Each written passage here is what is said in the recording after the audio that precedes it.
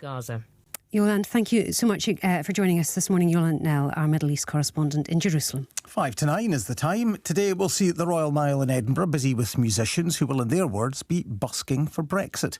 It's part of the Face the Music campaign, which is calling on the government to find a solution for musicians who want to tour Europe but are facing confusing red tape.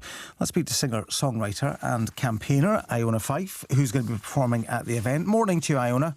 Good morning. It's obviously been several years now since Brexit was first voted on. What effect is it having on you and others in your industry?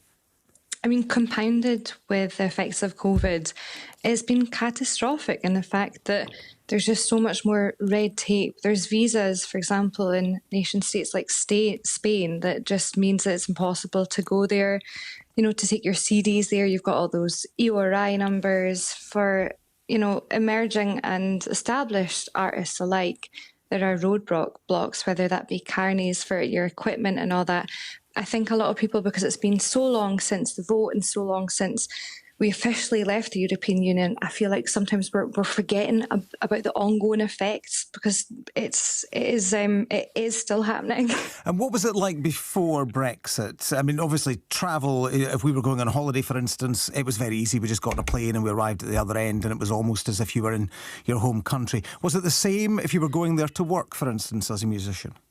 Absolutely. Yeah, back in 2019, I toured a lot, especially in countries like Germany, which has got a great market for folk music, and it was frictionless, visa-free travel. A tour that I once did went from Italy to Germany to Switzerland to Austria, all, maybe a checkpoint because of the weight of the van, but absolutely nothing else. And then we see that with the figures. Back in 2019, the UK industry, the music industry, contributed about 5.8 billion.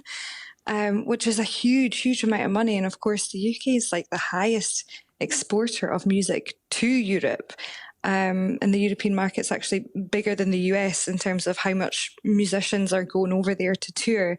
So things are drastically different. And of course, you've had a story recently about passports and having 6 months left on the passport. And I actually know musicians that have been caught out and they've missed gigs because of this exact issue with the passports. And for some musicians who would like to perhaps do what you've done and travel through these other countries and perform, are they just thinking it's not worth it now? Absolutely. So many musicians are just leaving the EU altogether. But likewise, it's reciprocal. So there's a lot of bands and acts that are coming over to, for example, doing a gig in Dublin and Ireland, but they're not coming to the UK. Live music attracts visitors to an area, and it encourages them to spend money.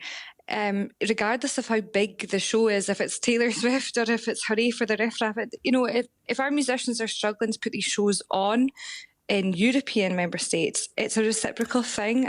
A lot of the musicians are not doing it here. So our domestic audiences aren't really getting to see world-class acts that they would have before.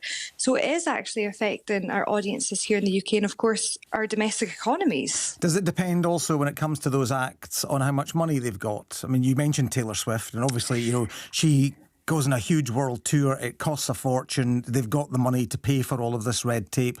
And, of course, they can charge quite a lot of money for the tickets.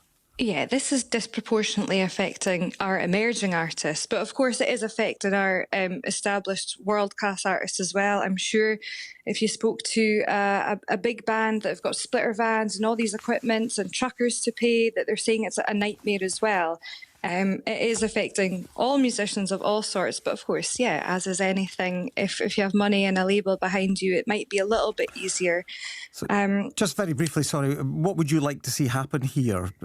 I mean, we're probably not going to go back to the situation we had pre-Brexit, but what could make life a bit easier? I think a few years ago, the Musicians' Union suggested something like a music passport, but I think now we're looking at kind of a waiver, an agreement and a review of the restrictions on how many days a musician or an artist can support workers in the EU. We'd rather be there for 180 days at a time rather than, your 90 days at a time. Little things like this that really can make a difference. So we're, a lot of people are listening to this thinking, oh, you're flogging a dead horse, we're out and that's it. But I do think there is room to renegotiate with the representatives that be.